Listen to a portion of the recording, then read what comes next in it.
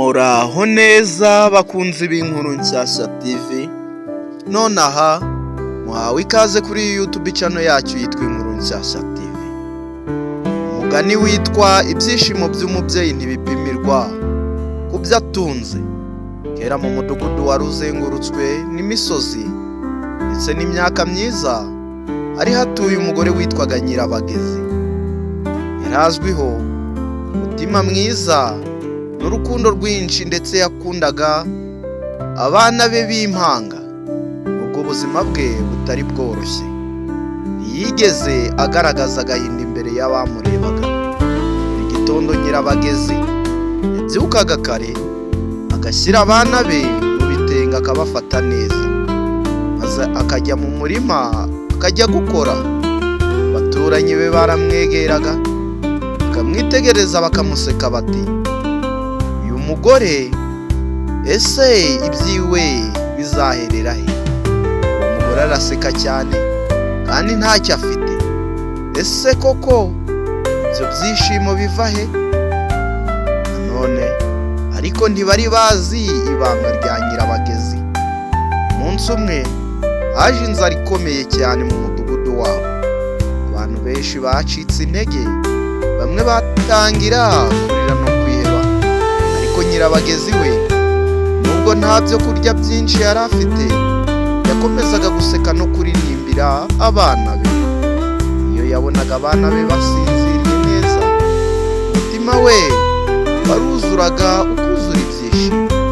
Umusaza w'umuhanga wari utuye hafi aho yarabibonye, aramwegera aramubaza ati, Nyirabagezi, ni iki gituma useka mu gihe abandi bose barira? Nawe aramusubiza ati, njye mfite ubutunzi buruta ibindi byose. Urukundo mfitiye abana banjye ni icyizere cy'ejo hazaza. Nubwo nta byinshi mfite, umutima wanjye uruzuye uranezerewe. Umusaza aramwenyura ati, nibyo koko, umuntu ufite umutima wishimye aba akize kurusha ufite ibintu byinshi ariko yijimye.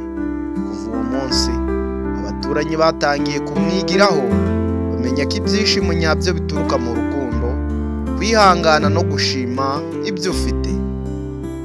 None ibyishimo nyabyo ntibiva ku bukire cyangwa ku bintu byinshi, ahubwo biva ku mutima wuzuye urukundo n'icyizere. Uyu mugani uratwigisha iki rero?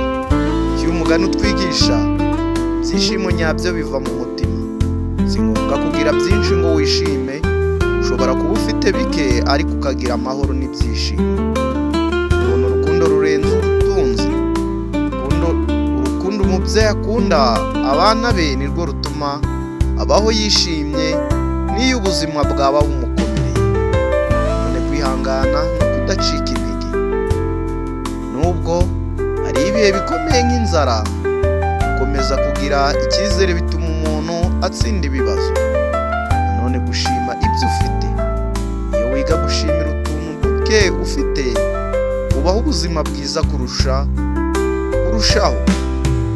ndetse ubaho ubuzima bwiza kurusha uhora yifuza byinshi. None uyu mugani uratwigisha kwigira ku bana. Abaturanyi bigiye kuri Nyirabagezi ko ibyishimo bidaterwa n'ubukire gusa, ahubwo buterwa n'imitekerereze myiza. Mwanzuro rero, umutima wuzuye urukundo n'icyizere uruta ubutunzi bwinshi butagira ibyishimo. Bakunda cyane cyane. Nyirabagezagaho uyu mugani ni Fabien. Imana ikomeze bandebera icyoroshye, wibuke kuduhereza subscribe. Ciao.